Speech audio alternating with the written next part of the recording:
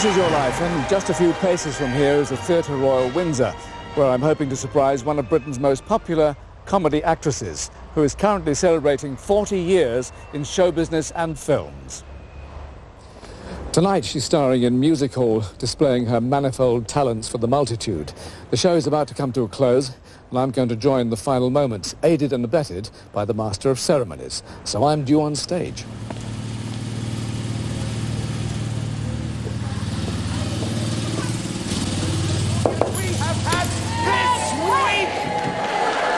Ladies and gentlemen, the evening is far from over, because I would now ask you to welcome an extraordinary, eclectic delineator of diverse delights with scintillating surprises. Ladies and gentlemen, Mr. Michael Aspel!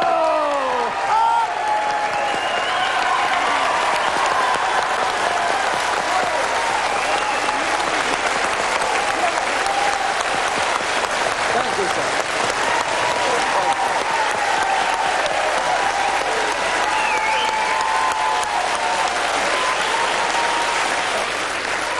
May I congratulate you all on this cornucopia of comedy, and to add, if I may, that I am indeed here to say tonight, Barbara Windsor, this is...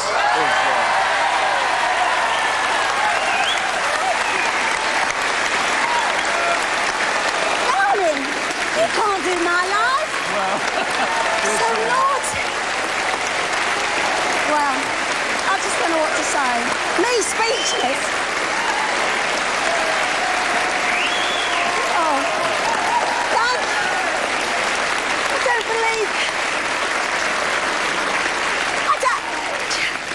I can't believe it's a joke. How can you do my life, Michael? There's so many naughty bits, isn't there? well, I know the naughty bits, but they don't, so we'll keep those quiet. I'm sure everybody says, I just wish my mum was here. She always used to say, they've never done your life, Babs. And I just, thank you, Well, thank you. she'll be watching. We'll take you away to slip into something a little less comfortable. God, I don't know, what have I got here? What have I got here? I don't know, I'll have to... Well, hold my arm, and we'll gosh, exit the way I came, and we'll tell the believe story. this. Right here. And Thank you've seen you. it all before.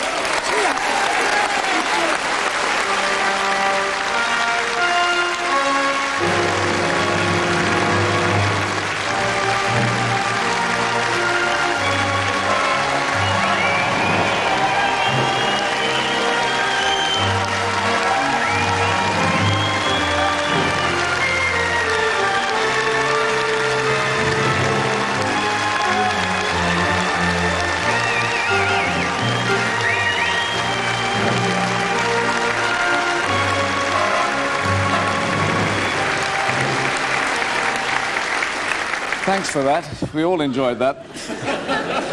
Well, Barbara, you are not the only one working tonight. The young chef you married 6 years ago in Jamaica has been busy at the pub restaurant you own together, the Plough Inn and Windsor restaurant at Amersham in Buckinghamshire. Hello, Barbara. You always said they'd never catch you, but I told you they would one day. It's business as usual here, but everyone wanted to say have a wonderful evening, including Bonnie. He's not really at the Plough, of course. He's done the washing up and he's rushed out to join us. Stephen. Oh, great.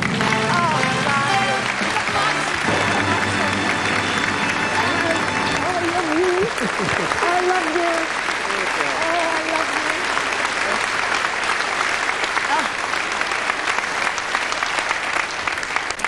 First thing I said, get the Irish. Got the shoes, got the tights. Thank you, darling, thank you. It was all there. Oh, I panicked so much, I did. No, we look after our subjects. Thank you. Now, Barbara, your courtship attracted a fair amount of interest in the press, didn't it? Yes. Yes. Yes. Too young, little toy boy and corner cafe chef and all that, wasn't it? You know, apart from you know what. Well, we won't mention that. That will be the surprise guest at the end, will it?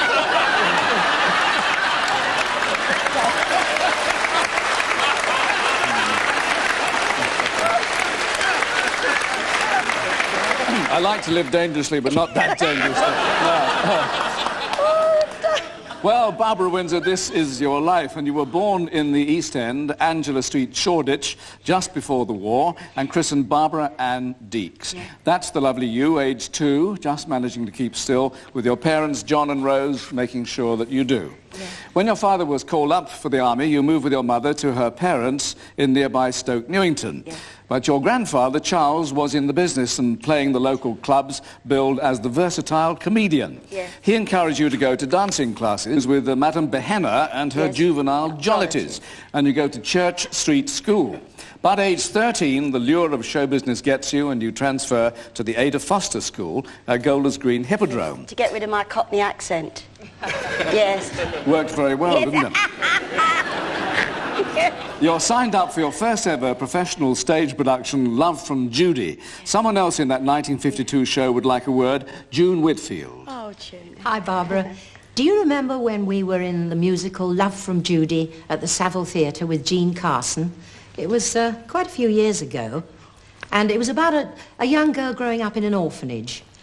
Well, the show ran for, well, quite a long time in London, and one by one, the orphans had to be replaced because they grew too tall or too curvy. But you stayed neat and petite, and you completed the whole run. Well, a very short time afterwards, I saw you in Cabaret, and I was amazed to see that Babsid's boobs had blossomed overnight. I couldn't understand it, and I asked you how on earth it had happened. And you said, oh, yeah, well, I used to bind them up, didn't I? Congratulations, Barbara. Have a wonderful evening, and carry on carrying on. Oh, cheers. That's lovely. Thank you, June Whitfield. Now, June, apart from saying that you became instantly outstanding, mentioned the name of another girl who went on to become a big TV star in America. That's where she has to be tonight, rehearsing for a new musical, but she's on the line now, Jeannie Carson. Oh, did you? Hello, Barbara. It's been a long time since we worked together in Love from Judy. You played one of the orphans, remember? Well, the play was set in an orphanage in 1908. One of my fondest memories of you is seeing that cherubic little face of yours looking up at me during the first song in the show. Well, as you know, the show ran for 2 years. Well, I've always been very, very happy for your success, and I send my love to you. Thanks to Jeannie Carson in New York. Yeah, good to hear from you. Right. Well, Barbara, you may have stuck at 4'10", but 38, 17, 35, and a good singing voice gets you into Cabaret at London's famous Winston's nightclub. Thanks for the How singing dare you voice. talk to my friend like that? One more word from you, mate, and you get a bunch of fives. With international pianist Wayne King, your good friend Danny LaRue. Are they here? But they're working. You're in Nottingham. Are you in Nottingham? Oh, Sam, I thought you were in Nottingham. Oh, my... Oh, that's my lodger. Oh, look. Wow,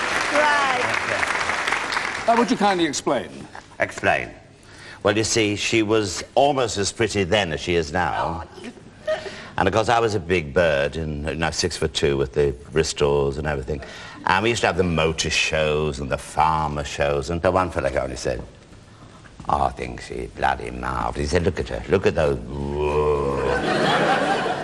I said, one more word from you, mate, and you'll get a bunch of fives. Now, you've got to remember, I'm dressed as a... Tart. A tart. And he said, and what can you do? He said, and what can you do dressed like that? And I said this. Oh. Whack! And he went flying over the table. did. So I just want to prove that under those Bristols, there's a man somewhere. Yeah, I'll say there is.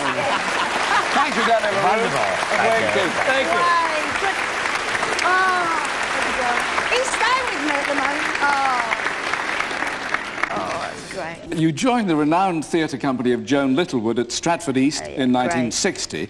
As Barbara Windsor, you took your name from your Auntie Dolly's family, not the other lot. Okay. You register your first big solo success in Things Ain't What They Used to Be, which became the film Sparrows Can't Sing. Yeah. Ain't it a shame?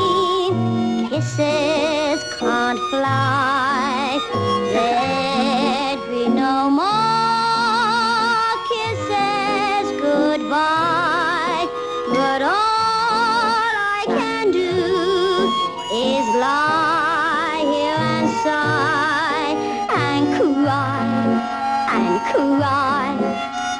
cry.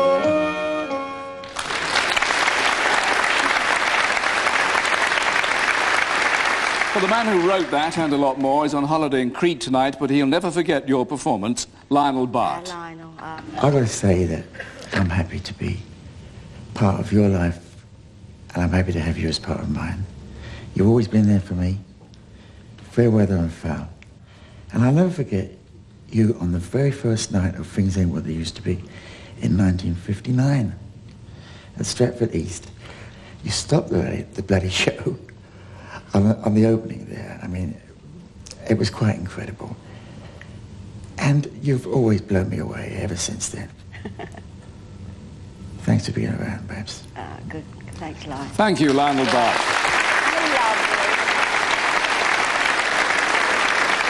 Another hit follows rapidly and gets you from Stratford East to Broadway. He'd have a sort of he get a choice and then and he get the horse off. He's had a money something and and he get the school in, get him a car. Yes, great show, great performer, Victor Spinetti. Oh, I'm going to stay with him at Christmas. Yeah. Oh, hello, darling. Oh, coming home. It's great. Oh, we had a smashing time on Broadway, We didn't we? really did, we Yeah. really did. She was the new blonde bombshell, of She course. was the hit, the toast of New York. But the thing about you, my darling, is this. No, really, is that apart from being a wonderful performer and a brilliant actress, is you're very loyal and supportive to your friends. You really will fight for them, and you did that for me one night in Philadelphia. Do you remember?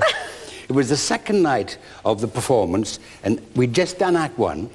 And we on the stage, we just finished Act One, and suddenly Joan Littlewood, this very tough director, came running on the stage, rushed up.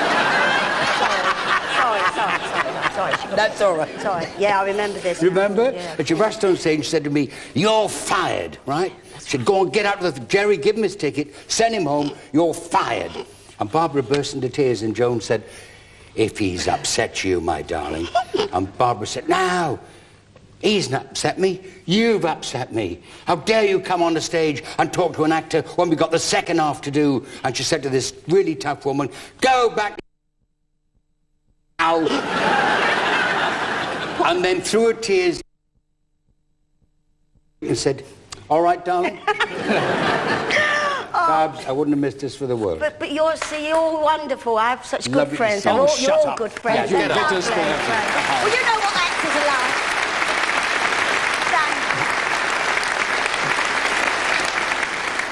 Well, as you know, Barbara, and I'm sure you're relieved to know, that legendary lady of Stratford East these days lives in France. I know. But she's on the line for you now. I heard all that. Joan Littlewood. Hi, Bab. Hello, Little darling. star. Oh. I bet you're twinkling tonight. Now, I want you to remember that you're one of the best actresses in England. And if they cast you as a cheeky blonde, it's your own fault. My love always, my bird. Thank you, Joan Littlewood. Now, Barbara, when you made your very first Carry On film in 1964, you might not have guessed they would be so popular they'd still be carrying on today. You've appeared in 9 of them. I can't see any sign of bruising, can you, Doctor? Oh no, you see, I fell on my backside. I haven't got anything in front. No, I wouldn't say that. It's getting chilly in here. Shall we go into the summer house and warm up a bit? Oh no, I've heard what happens to girls who go into summer houses with men. Good, that should save a bit of time. Oh, but I mustn't. I promised my mother I'd be a good bet. You're the best bet I've seen in years, believe me. Madge. And Oh, God. I knew that. And both arms. Now, really, let's see those chests come out. Oh. And fling, and in. And fling, and in. And fling.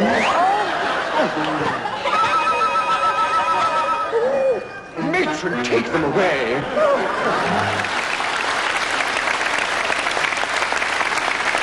Well, there was more to that last famous scene than met the eye. Remember, Barbara, it was midwinter and very muddy. He directed you in every one of those movies, Gerald Thomas. Oh, and I'm not in the new one. I can't bear it. Gerald, hello, darling.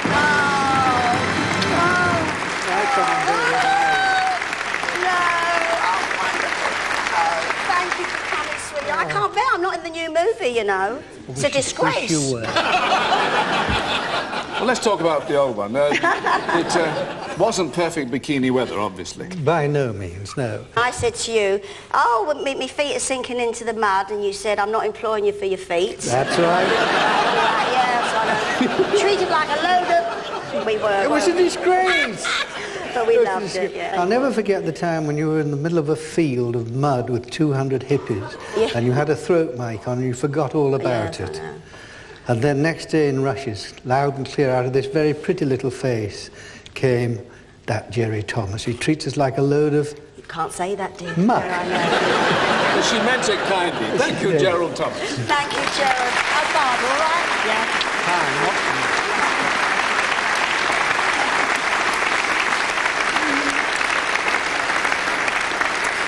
But it's not been professional success all along the way, as one of your most fervent admirers now recalls, impresario Lord Delfont. Oh. Hello, Barbara. Remember when we opened the Twang at the Palace, Manchester? Could you... You had to say the line, I don't know what's going on here. And all the audience shouted back, neither do we. I remember how well you took it. You were really excellent in the show. And since then, of course, you've had some wonderful successes. All the very best to you, Barbara. You're a wonderful person. Thank you, Lord Delfont. Oh, that's lovely. I'm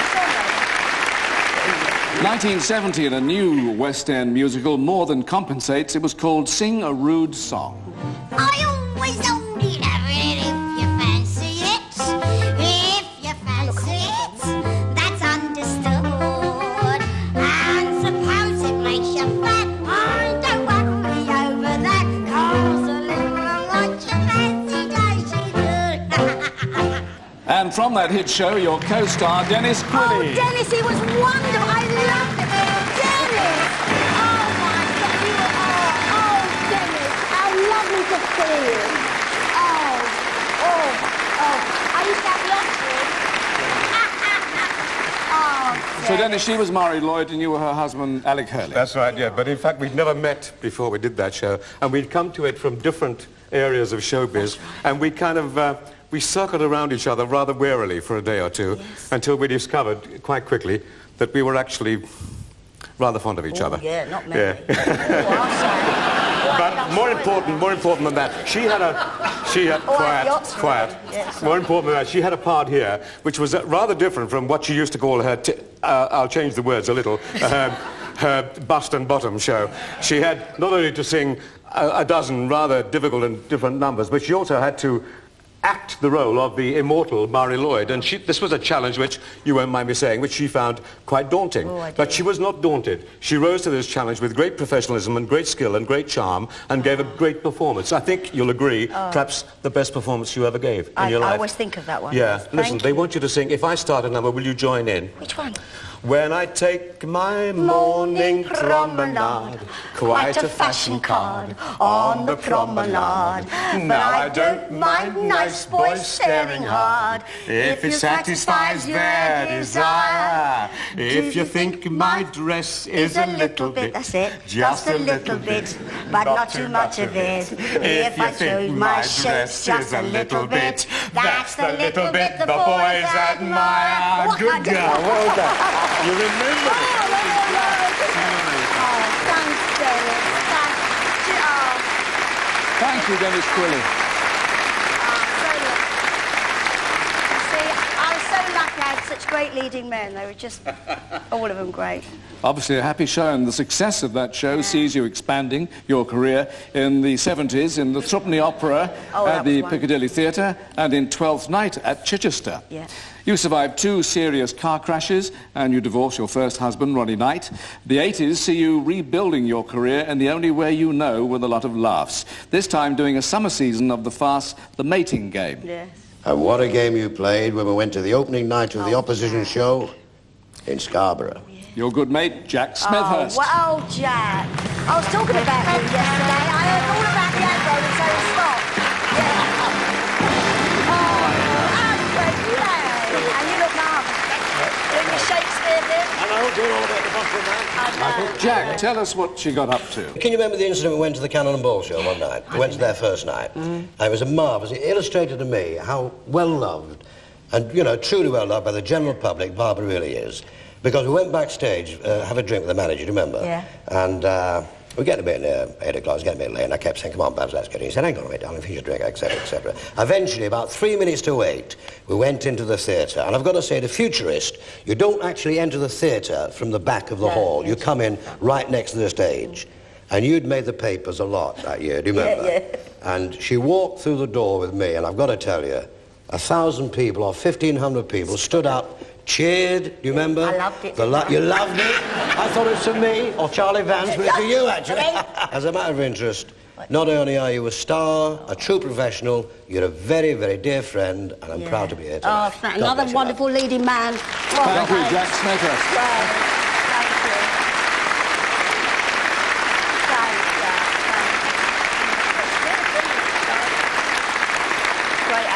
Well, it was back to your first love, musicals, last year in a tour of Guys and Dolls as Adelaide. You needed someone to play Nathan Detroit, your reluctant fiancé. And Barbara, I was very reluctant when you asked me. But Nathan, he became Gareth Hunt. No, I can't go with Gareth. I can't go with you. Look at these leading men. I love you. You never wear the whistle. Look, you look really sharp. Very smart. Why were you so reluctant? Well, I got a phone call from Babs one day. She said, here, she said, how would you like to play Nathan Detroit? I'm doing Guys and Dolls. So I said, well, Babs, I said, I can't actually dance. She said, Nathan don't dance, he don't dance. He stands here, clicking his fingers, looking, you know, casual and good. So anyway, I said, all right, OK. So I sign on, we're down in Plymouth. And when we get into the rehearsal rooms, and the American choreographer says, OK, everybody, grab your tap shoes. And I thought, it's a wind-up, it's a wind-up. No, they're going to tell me in a minute. It's a wind-up. And that taps... and she was looking at me, and I went like... Anyway, next minute, there's two blokes lift me up on top of their shoulders like this, and the music starts. And she looks at me like this. Oh, dear. But it was great working with her. We had such fun and such laughs. We did have a laugh, didn't we? And working with you and working in the musical Guys and Dolls has taught me one thing. That I still can't dance. He was wonderful. Thanks, Gareth. Oh, I love it. Thanks. Look, what a lineup. Oh, great. These three leading men grinning like fools here. Yeah. Well, because they've worked with me, haven't they? I make them very happy, don't I, Marsha? Well, the night is young now. In 40 years in the business, Barbara, you've carried on making friends, especially in Panto and among the Water Rats and Lady Rattlings. Oh, yeah. And tonight they're here for the walk down for you. A selection of your closest friends. Jack Douglas. Oh, Jack. Hello, lovely. Ronnie Hilton. Oh, great. Ronnie! I listen to you all the time on your John radio. Inman. Our kid. Whoa. Where's my John? Anna Carroll. David Kay. David. Rosemary. Tony Palmer. King Rat's Bert Whedon. And Paul and Debbie Daniels.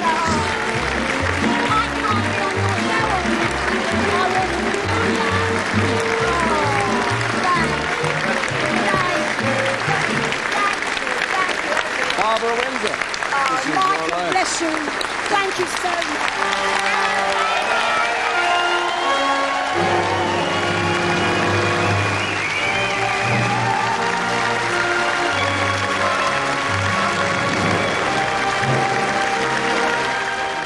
And Michael Aspel will be presenting another Red Book of Surprises next Wednesday at the same time.